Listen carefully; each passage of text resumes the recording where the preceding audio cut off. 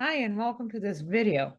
In this video, we are going to tackle what is topical relevance and how it can help your blog gain momentum in search engines like Google, like nobody's business. All right, so let's jump into what is topical relevance. All right, I'm going to put it in layman's terms.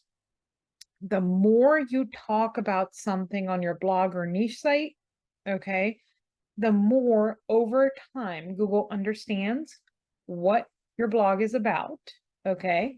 And then if you cover that topic thoroughly in several articles, it will deem your blog as an authority on that topic, okay?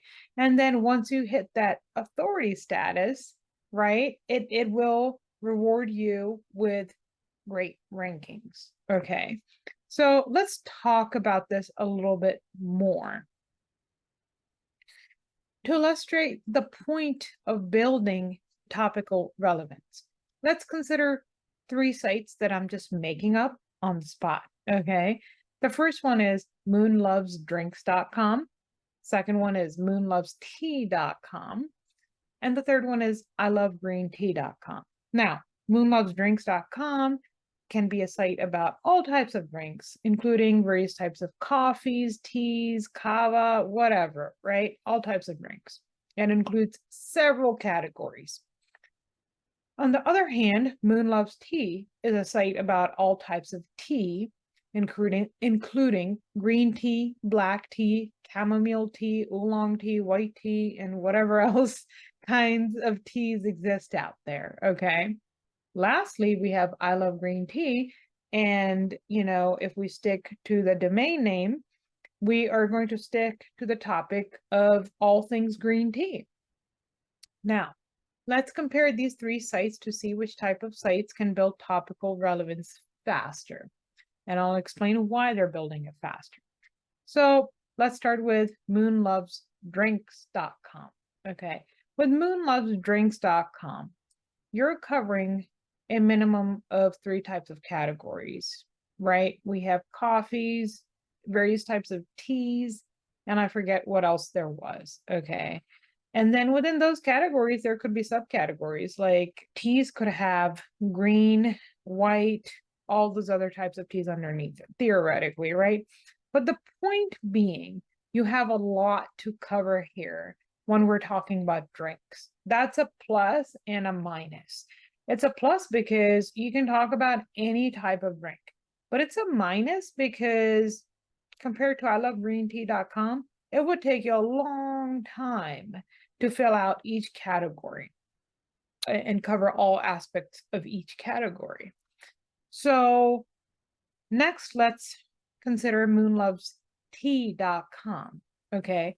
Now, this site is all about teas, right? Not as generic as drinks. It's more specific to teas. So it's got like a main topic here. It may take a little while to write about each one of these categories, like green tea, white tea, oolong tea, whatever, but we can definitely build topical relevance with this site faster than something a little more generic like moonlovesdrinks.com. Now let's consider the very last site, ilovegreentea.com, which is a site about green tea only. Okay. As you can see, ilovegreentea.com is a sub niche of, tea, right? You have tea, but then we chose to say, no, let's have a site just about green tea. Every article you're going to write about is going to be about green tea.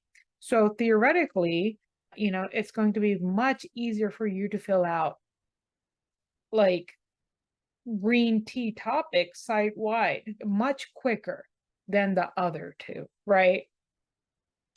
And when each article is about green tea, right, you're going to build up topical relevance overall, and hopefully topical authority as well in due time. Okay, so point being, if we boil it down to a simple explanation of what topical relevance is and how to build it, it's pretty much the more you talk about something, right? So like the more aspects you cover about green tea on your site, the more Google is going to consider your blog as authoritative in that niche and reward it and show it to people more. Okay. So that's why it's super important to not give up after writing like 20 articles, because you really haven't covered, there could be questions people are asking about these teas. There could be just keywords that you could still fill the gaps in with. So in conclusion, building topical relevance can really, really, really pay off. And it's super important to know what it is so you can actually exercise it on your blog. Start by choosing a niche or a sub niche and building them out as thoroughly as possible. By doing so, you can create a site that's relevant and valuable to your audience, ultimately leading to high search engine rankings. Anyways, that's it for today's video. Thank you for watching, and don't forget to like, share, and subscribe for more content like this.